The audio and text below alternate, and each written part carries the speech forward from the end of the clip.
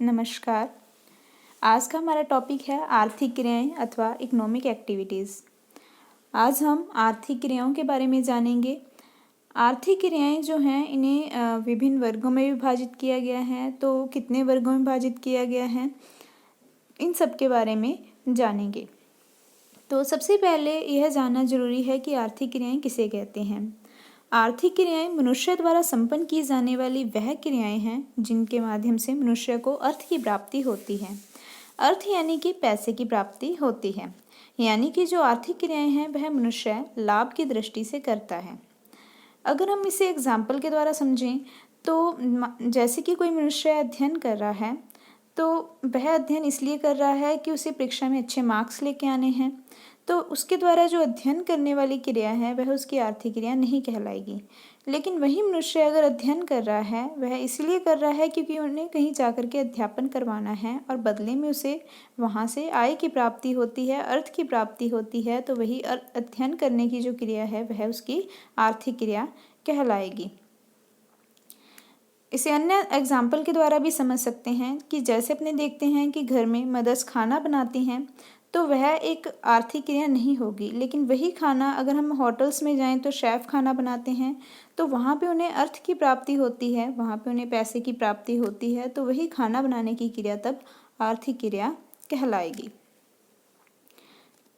यह जो आर्थिक क्रियाएं होती हैं इन्हें 5 वर्गों में विभाजित किया गया है, यानी कि मानव द्वारा जो की जाने वाली आर्थिक क्रियाएं हैं इन्हें 5 वर्गों में विभक्त किया गया है। तो सबसे पहले प्राथमिक आर्थिक क्रियाएं। प्राथमिक आर्थिक क्रियाएं वह क्रियाएं हैं जो कि मनुष्य द्वारा आदि मानव द्वारा सर्वप्रथम प्रारंभ की गई थी।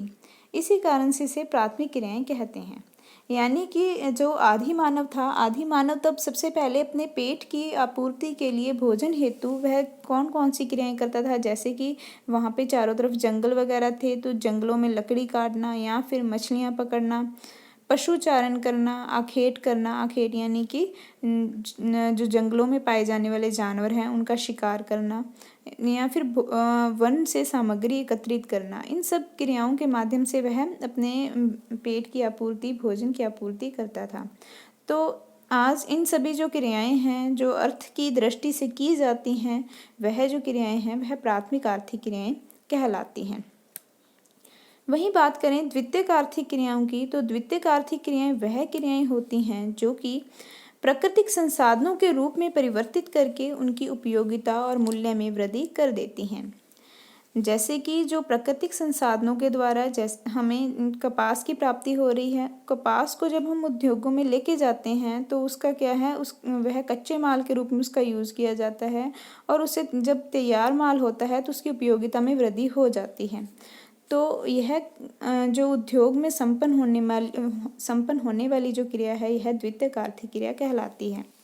यानी कि जितने भी विनिर्माण उद्योग हैं, यांत्रिक, खनन उद्योग इत्यादि द्वितीयक आर्थिक क्रियाओं के अंतर्गत आते हैं। वहीं अगर कृषि की बात करें तो जैसे कि हमने देखा था प्राथमिक आर्थिक क्रिया में आदिम प्रकार की कृषि की जाती थी, उसी प्रकार से जो द्वितीयक आर्थिक क्रियाएं हैं इसमें व्यापारिक कृषि को सम्मिलित किया जाता है और विशेषीकृत पशुचारण को सम्मिलित किया जाता है। आगे बात करते हैं हम तृतीयक आर्थिक क्रियाओं की। तो यह जो तृतीयक आर्थिक क्रियाएं हैं यह उपरोक्त दोनों ही प्रकार की क्रियाओं से भिन्न होती हैं। इस वर्ग में वह क्रियाएं या सेवाएं सम्मिलित की जाती हैं जो द्वितीयक प्रकार की क्रियाओं के संपादन में अप्रत्यक्ष रूप से सहायता पहुंचाती हैं।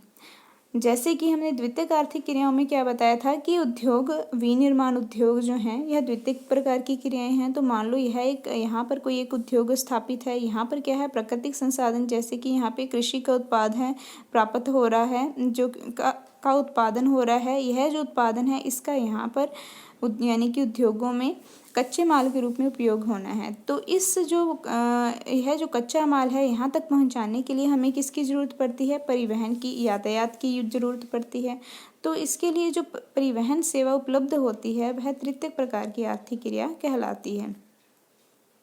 व्यापार, बैंकिंग, संचार के साधन, कारखानों में स्टोर कीपर, लेखाकार, प्रबंधक, ये सारे क्या करते हैं, इन्हीं उद्योगों में जो हैं इनको विभिन्न प्रकार की सेवाएं उपलब्ध करवाते हैं, जिससे कि क्या होता है, इनके जो उत्पादन हैं, इन द्वितीयक प्रकार की क्रियाएं हैं, इनके संपादन में अप्रत्यक्ष रूप से वृद्धि होती है। तो अप्रत्यक्ष रूप से इनको सहायता पहुंचती है। तो इसलिए यह जो क्रियाएं हैं सारी यह तृतीयक प्रकार की आर्थिक क्रियाओं में सम्मिलित की जाती हैं। वहीं बात करें चतुर्थ वर्ग की आर्थिक क्रियाओं की, तो यह जो चतुर्थ वर्ग में आर्थिक क्रियाएं हैं, इसे जो समाज में रहने वाले विशेष प्रशिक्षण प्राप्त व्यक्ति होते हैं वह करते हैं, यानी कि विशेष प्रशिक्षण प्राप्त व्यक्तियों के द्वारा संपादित की जाती हैं। जैसे कि शिक्षक, चिकित्सक, वकील, इंजीनियर, ये सारे चतुर्थ वर्ग की आर्थिक क्रियाओं को संपादित करते हैं। पंचम वर्ग की आर्थिक क्रियाओं की बात करें तो यह अति विशिष्ट प्रकार की क्रियाएं होती हैं। यह अनुभवी व्यक्तियों के द्वारा परामर्श के रूप में प्रदान की जाती हैं। तो ध्यान रहे, जो परामर्श के रूप में प्रदान की जाने वाली क्रियाएं हैं, यह पंचम वर्ग की आर्थिक क्रियाएं कहलाती हैं। इस प्रकार की क्रियाएं कानूनी व प्राविधिक परामर्श, वैज्ञानिक शोध एवं प्रबंधन परामर्श के रूप में होती हैं।